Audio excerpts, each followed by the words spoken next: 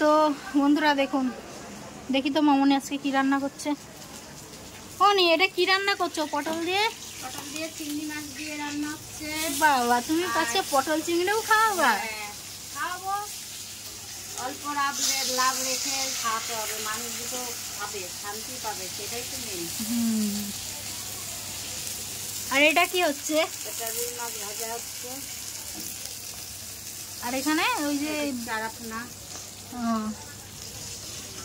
এখনো এতগুলো ভাজা করতে হবে, তাই না?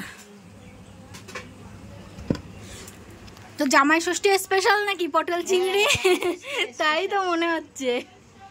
জামাই ষষ্ঠীর স্পেশাল পটল চিংড়ি। ঠিক আছে বন্ধুরা, তোমরা চলে আসবা আমাদের হোটেলে। আমাদের হোটেলটা হচ্ছে গোপালনগর স্টেশন থেকে 2 পা হাঁটলে আমাদের হোটেলটা। তো তোমরা সবাই চলে আসবে, এখানে ঘরোয়াভাবে রান্না বান্না হয়। এই যে হাইজিন মেনটেন করে